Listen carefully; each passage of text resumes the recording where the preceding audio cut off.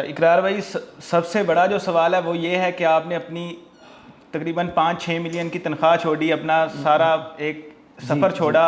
اور اس کے بعد آپ یہ سب کچھ مینیج کر رہے ہیں، خرچہ ہو رہا ہے، تو یہ فنڈنگ کون کر رہا ہے؟ یہ سوال سب سے اچھا بڑا نہیں، ہے۔ اس میں تو ہر ایک چیز، چونکہ ظاہر آپ تو یہاں تشریف لاتے بھی ہیں اور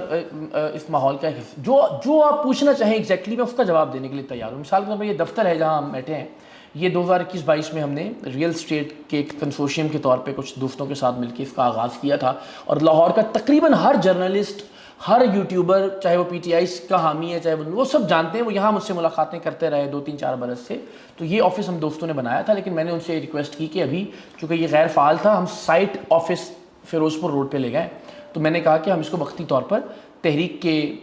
کاموں کے لیے اور سرگرمیوں کے لیے استعمال کر سکتے ہیں، اور وہ آپ کے سامنے ہے۔ اور یہیں پہ ہمارا ڈیجیٹل مارکیٹنگ کا بھی ایک نیٹ ورک تھا جو اوپر موجود تھا، اور باقی کچھ ایک چھوٹے سے کام بھی۔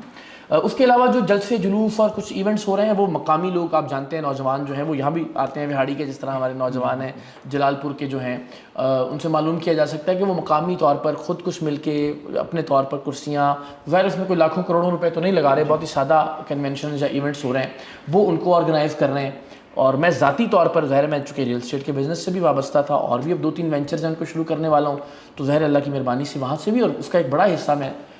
تحریک کی خدمت کے لیے خرچ کر رہا ہوں۔